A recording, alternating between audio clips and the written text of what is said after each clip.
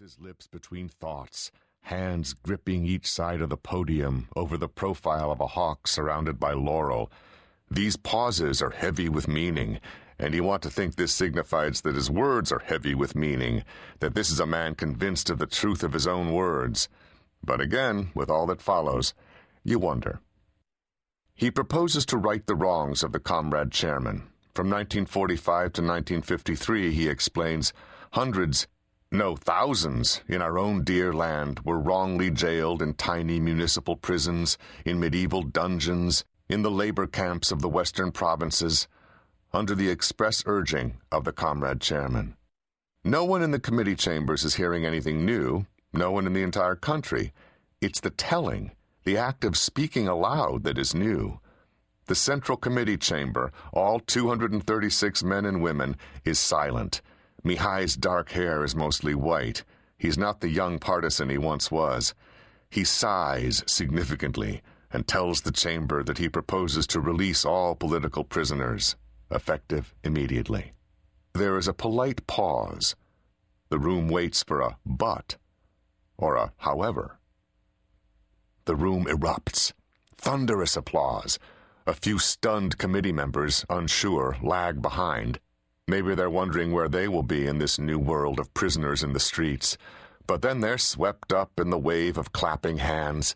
The domed ceiling rolls their applause back down at them, and that only heightens their fever. The noise rises, deafening. They're on their feet, stomping, clapping, shouting unintelligibly. And under this onslaught of approving mayhem, Mihai folds his speech in half, creases the edge, and slips it into a jacket pocket. In the newsreel, you can see the fatigue, wrinkles clear under the harsh lights, eyes weathered and sagging. Maybe he knows everything, all that will follow. The applause lasts a full 7 minutes. There are wet eyes, yes, even tears. The amnesty has begun. Summer. 1. Packing up the dacha was a simple, silent affair.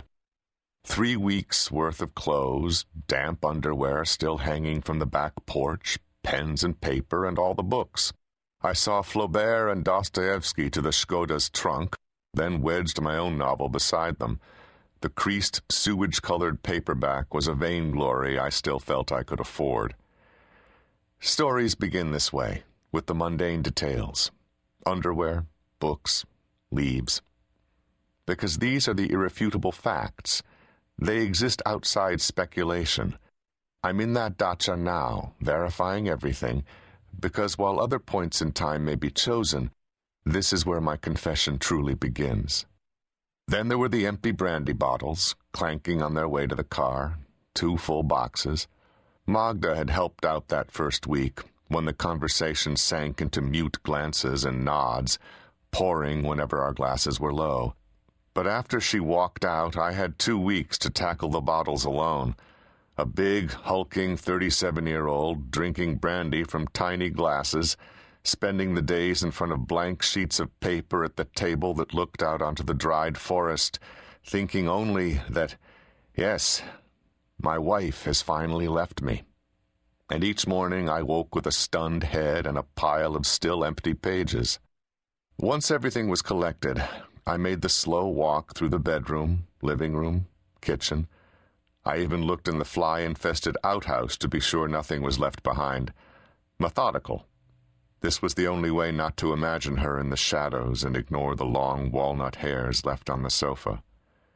The kitchen stank of old spilled liquor and the occasional gusts of forest decay through the open windows.